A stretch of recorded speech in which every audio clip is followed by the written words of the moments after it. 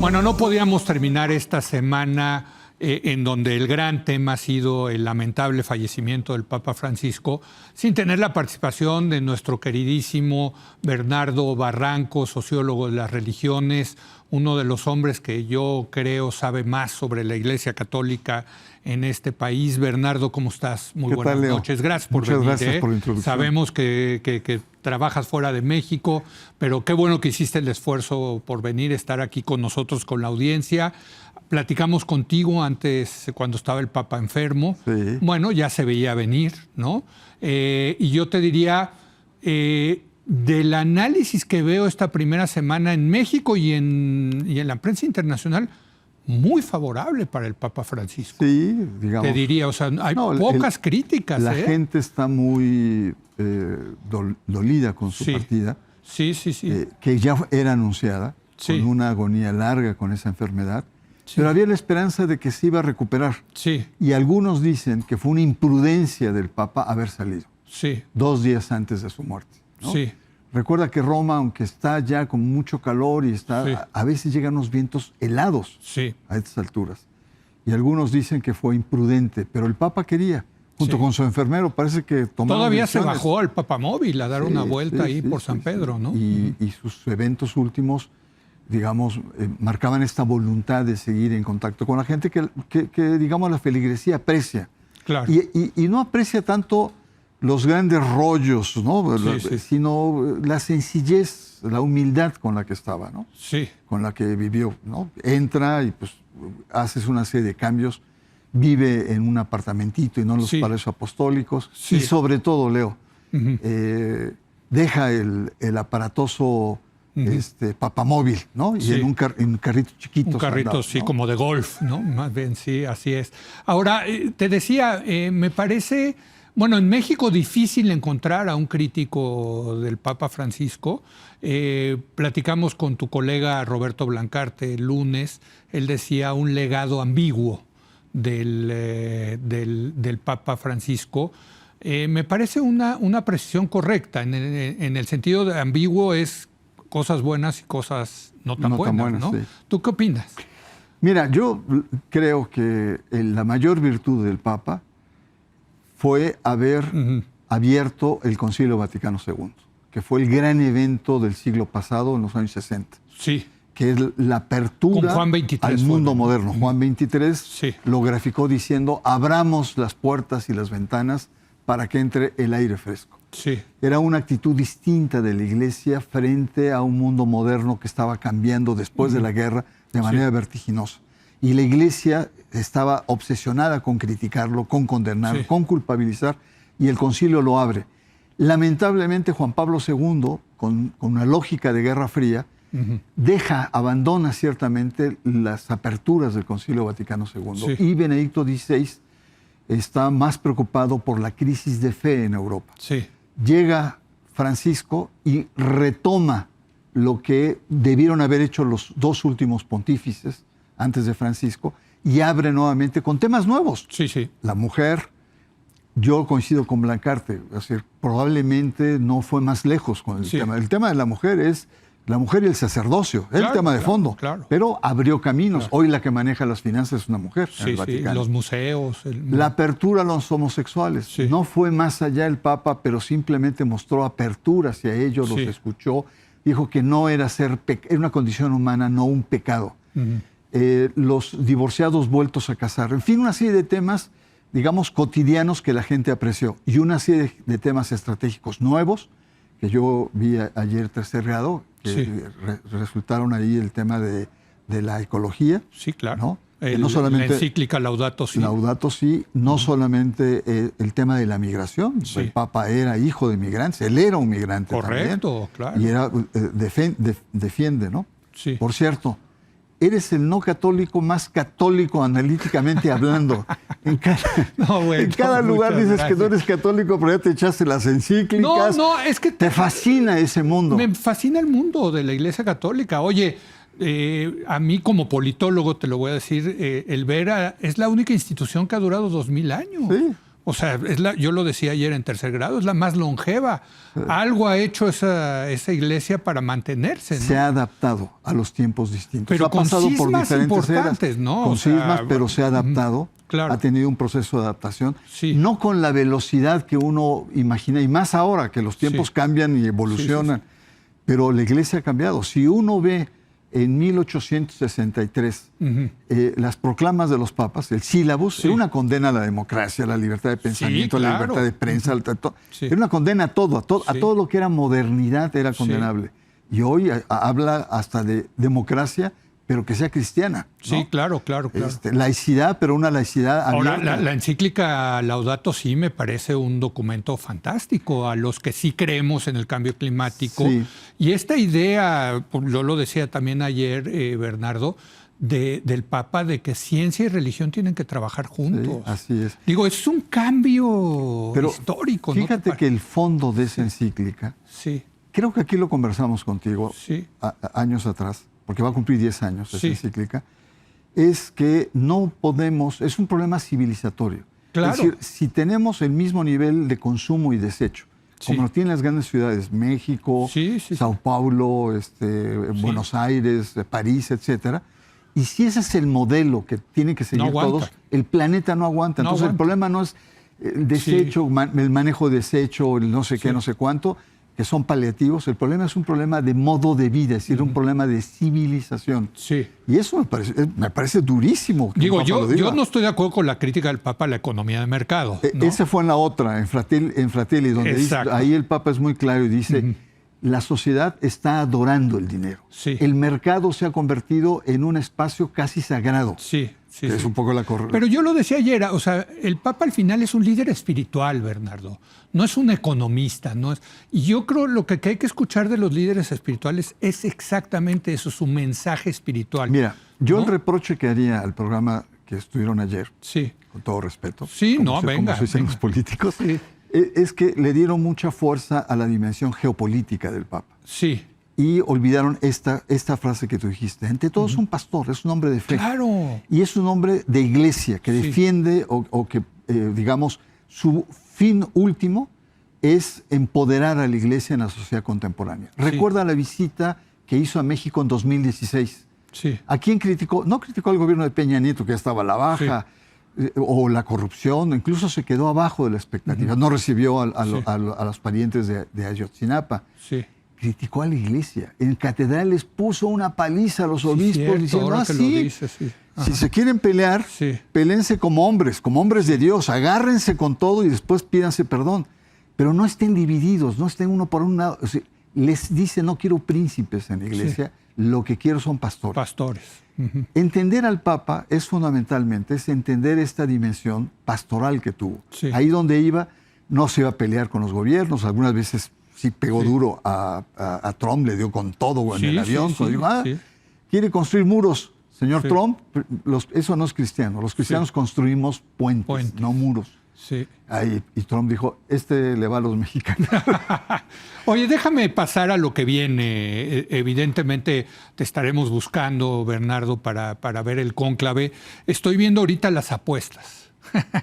Ya sabes que a mí me gusta ver que la gente está arriesgando su dinero para predecir el futuro. Los dos candidatos que tienen más probabilidad de llegar a ser papa son Pietro Parolin, 26% de probabilidad. Secretario de Estado. Y Luis Antonio Tagle, 24%, más o menos traen la misma probabilidad. Cuéntanos, ¿quiénes son estos dos personajes? Bueno, Tagle, de Filipinas. Sí. Es un hombre es el heredero de... Él le dicen el Francisco del Asia, ¿no? Exacto. Francisco asiático. Pastoral, se para su coche y va a una vila, habla con la gente, las abraza, carga niños, ¿no? Tiene ese estilo, digamos, muy pastoral. Y Pietro Parolin, secretario de Estado, diplomático, ¿no? Un hombre que se maneja a altos niveles de altura, que negoció con China, negoció con Vietnam, negoció con Nicaragua, en fin, es un hombre de Estado diplomático, es el diplomático de Francisco, pero no es pastor. Él nunca tiene una diócesis, es un hombre de aparato de Estado. ¿Es como de la curia, digamos? Es un hombre de aparato. de Sí, aparatos. de la curia Sí. en los últimos años, pero fue Sí. nuncio y en nunciaturas estuvo en México. Ah, estuvo en México. Estuvo en Pedro México en la Parolín. nunciatura, ahí por los Ujú. años, qué sé yo, 90, por ahí. Sí. Bueno, lo que te quiero decir es que en este momento, siguiendo un poco la lógica de tercer grado ayer, Sí. de una Europa y Estados Unidos que se derechiza y ultraderechiza, Sí. que además hay una paradoja, Sí. porque las derechas son religiosas, Sí. ¿no? Sea evangélicas o sea católicas más en Europa, pero que no siguen a Francisco, Ujú. ¿no? Se sentían muy incómodas con Francisco por los diferentes temas, ¿no?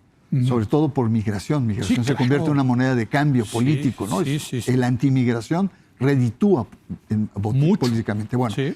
lo que te quiero decir es que en los dos está un poco la clave del futuro de la Iglesia.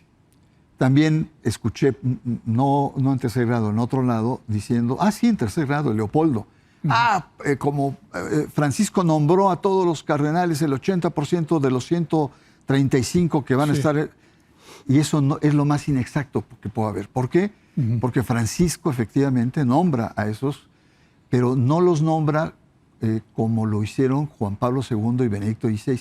Benedicto XVI y Juan Pablo II clonaron a los nombramientos de cardenales, gente cercana ideológicamente, Sí, sí, sí. teológicamente. Francisco no. Ok. Francisco tuvo hay gente muy conservadora, O sea, hay muy plurales, abierta. muy plural Por lo tanto, el cónclave puede ser Sí. muy incierto, porque no está muy claro. El hecho que Francisco haya nombrado no significa que todos van a estar pro Francisco. Pero entonces digamos que Parolín sería alguien que digamos que sería más diplomático frente a lo que está pasando en Europa y Claro. Estados Unidos. No se pelearía, digamos, con Trump. No, o negociaría, sería un perfecto negociador. Sí, Si Parolín, que eso le puede convenir a la Iglesia. por ¿verdad? supuesto, si la Iglesia opta por la continuidad, Sí, que sería Parolín un factor, sí, también sería un factor de capear, ir a contracorriente a nivel internacional. Pero no es pastor.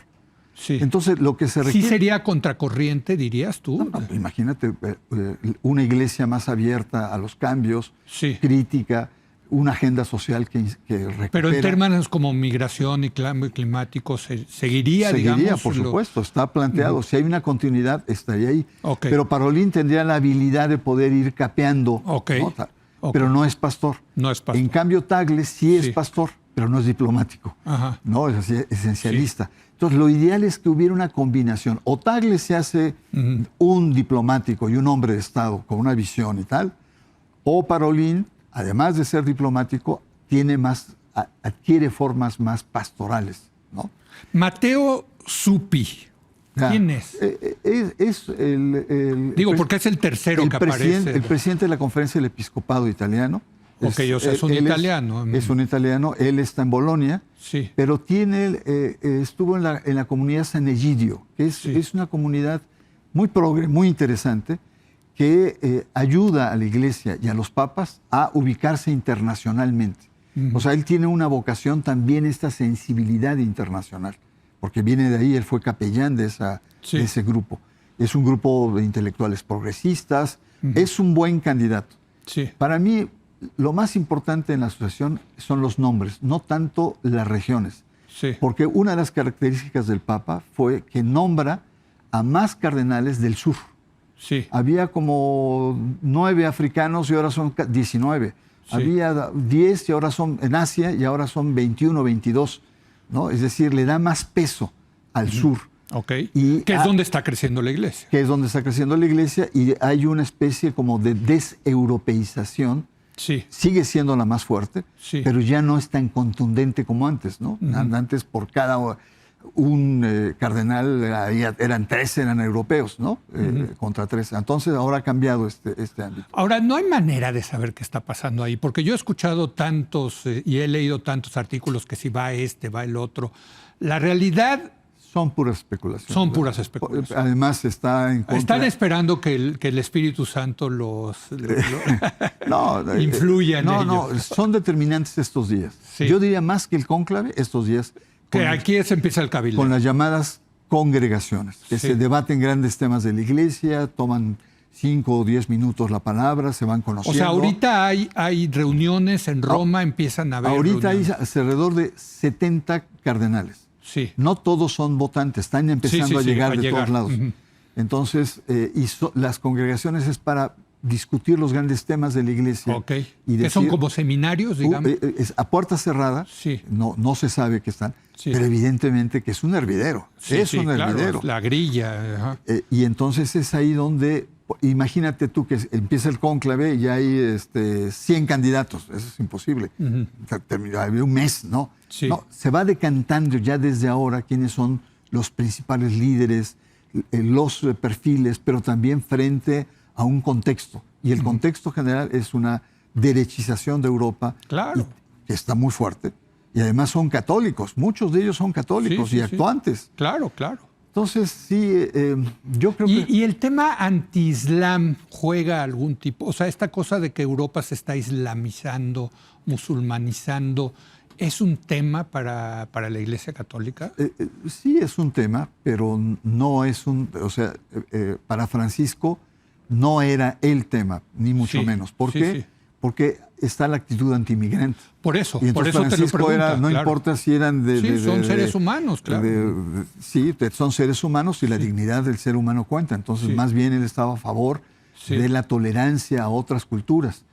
Yo creo que en eso la Iglesia va a tener un gran reto, ¿no? Para el Sí, próximo ¿no? Papa, ¿no? De ver cómo va a seguir esta línea más radical del Papa Francisco en el tema migratorio, este tema más radical en el tema del el universo de la Madre Tierra, ¿no? Que Sí. hay una reflexión teológica, Sí. y otros temas que están ahí, ¿no? Otros temas que están fuertemente ahí. El tema, pues, no solamente de las migraciones, sino el tema de la pobreza creciente que sacude a grandes regiones. Pero lo más importante en esto es, sobre todo, la actitud con la que los cardenales diagnostiquen la realidad actual Sí. y proyecten, y ahí en esa proyección estaría el candidato, estaría el perfil del candidato. Para mí hay dos opciones. Tiene que A ser ver. una persona diplomática, Sí. Parolina lleva la cabeza por Sí. estar arriba en las encuestas, Sí. y tiene que ser un pastor, por eso también Tagle está arriba en las encuestas. Interesante, pues ¿no? fíjate. O sea, lo ideal sería un clon, digamos, de estos dos Entonces, personajes. el reto, si llega Parolín, es un hombre de Estado, un hombre de aparato, que se haga más pastor. Y además los italianos regresarían. Y los italianos regresarían, que además ahí, aunque ya no tienen tanto el peso como antes. Como antes. Pues Suppi está también ahí, está Sí, detrás, sí, sí. y además está haciéndole sombra a Parolín. Sí. Y está Tagle, que el Tagle es como el buena onda. Entre esos tres los estás viendo ahorita. son los dentro de la perspectiva de los progresistas. Sí, sí, sí. Porque dentro del De otro los bando, conservadores, ¿quién diría? está Sará, que es un tipo que es anti-Francisco. Sí. Está Burke. Robert Sará, ¿verdad? Robert Sará. Que es africano, ¿no? Sí. Están también otros personajes muy Burke, Raymond Burke, exacto. un crítico a muerte del Papa Francisco, de los Caballeros de Malta, ultraderecha, y está uno que tiene una gran revancha, que es Müller, un alemán, Sí. un erudito teológicamente conservador. Él es un hijo de Ratzinger, ¿no? Pues sí. En términos teológicos. Y muchos otros. Ahora, geográficamente, rápido. Sí. Los africanos están diciendo, a ver, América Latina, el tercio se está yendo hacia los evangélicos, ¿no? Sí. Predominan Claro, en Estados claro, Unidos. están perdiendo ahí. Están perdiendo. Europa está deshecha. Deshecha. Los jóvenes no creen Sí. ni en su sombra. Sí. Los africanos estamos creyendo. Tenemos 280 millones de católicos. Dennos chance, ¿no? Ya nos toca.